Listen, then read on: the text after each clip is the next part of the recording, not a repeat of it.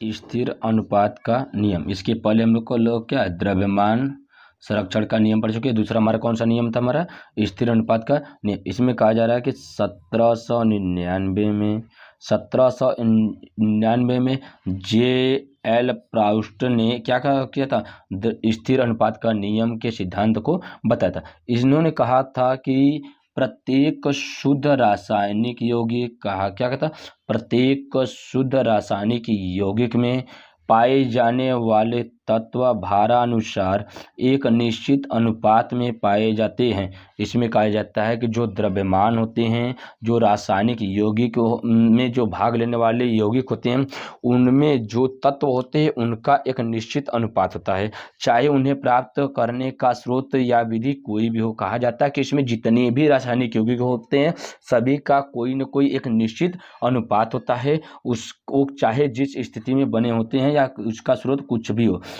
इसलिए अब इसको कौन कहा था, लेकिन इसमें कहा गया था एक अपवाद क्या था हमारा, समस्थानिकों। जैसे समस्थानिक किसे कहते हैं, ऐसे यो तत्व जिनका परमाणु क्रमांक समान हो किंतु परमाणु भार भिन्न भिन्न हो या परमाणु द्रव्यमान भिन्न भिन्न हो, उन्हें हम क्या कहते हैं, समस्थानिक कहते हैं। यहाँ पर हाइड्रोनियम, ड्यूटियम और ट्रिटियम, ये हमारे 3 हाइड्रोजन के क्या दिए, समस्थानिक दिए हैं, जिनको कहा गया था ये इसके ऊपर लागू नहीं करते। कहा जाता है कि जो समस्थानिक होते इसके ऊपर ये लागू नहीं होता, इसका एक निश्चित अनुपात नहीं बन पाता।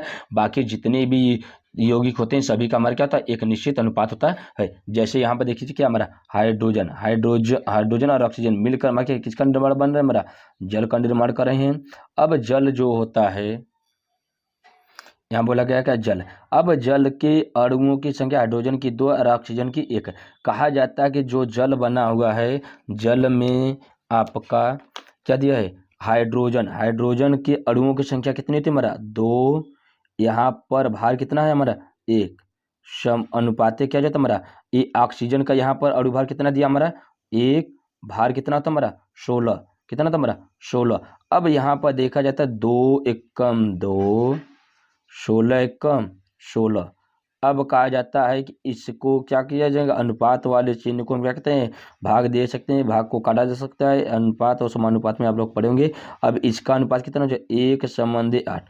अब कहा जाता है कि जो जल होता है, जल का जो द्रव्यमान होता है या जो इसका स्थिर एक अनुपात होता है, स्थिर अनुपातों में बताया जाता है कि वो जल हमारा कहीं पर भी हो, चाहे हमारा समुद्र का हो, चाहे तालाब का हो, चाहे पूरा नदी का ही जल ले लिया जाए, या हम क्या कहते हैं एक घर में बाल्टी में पानी ले, इन सभी का एक अगर अनुपात देखा जाएगा किसका, हाइड्रोजन व ऑक्सीजन का, तो क्या प्राप्त होता है हमारा 1:8 के रूप में प्राप्त होता है। जो किसके बारे में बताया था हमारा, ये जे एल प्राउस्ट ने स्थिर अनुपात के नियम के सिद्धांत में इसको स्पष्ट किए थे।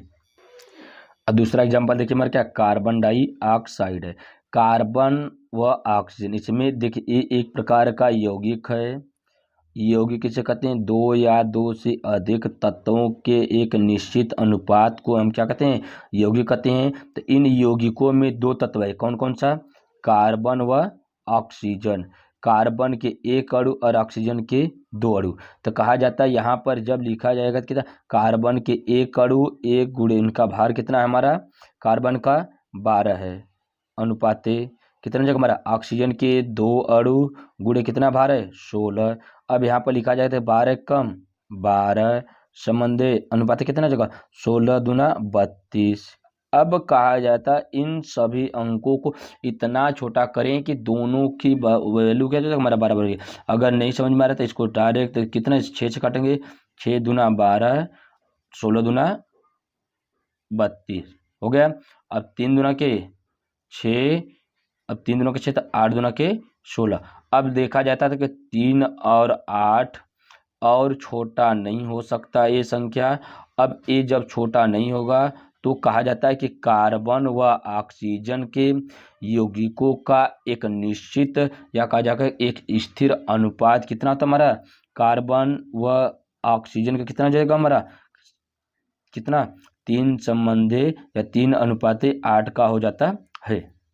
इस प्रकार से हम किसी भी तत्व का उसके अणु के द्रव्यमान संख्या तथा उसके अणु की संख्या के आधार पर, अणुओं की संख्या के आधार पर किसी भी तत्व का क्या कर सकते हैं, किसी भी यौगिक का हम क्या निकाल सकते हैं, स्थिर अनुपात निकाल सकते हैं, जिसके बारे में कौन बताता हमारा, J.L. प्राउस्ट ने बताया था। धन्यवाद।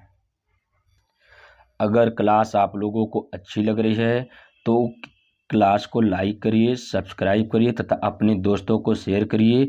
और देखिए एक क्लास बहुत ही छोटा व अच्छे प्रकार से आपको क्लास दिया जा रहा है, जिसमें बात कहीं नहीं किया जा रहा है। आप लोग अधिक से अधिक बड़े वीडियो के चक्कर में आप लोग जो क्लास आपको 5 से 10 मिनट में दे दिया जाता है, जितने मटेरियल आपको आवश्यकता होती है उतना आप लोग बड़े क्लास के चक्कर में, डिजिटल बोर्ड के चक्कर में और अपना समय बर्बाद कर दे रहे हैं। इसलिए आप लोग वहां पर न जाकर छोटे छोटे वीडियो देखिए और ऐसे ही आप लोगों को क्लास मिलते रहेगा। धन्यवाद।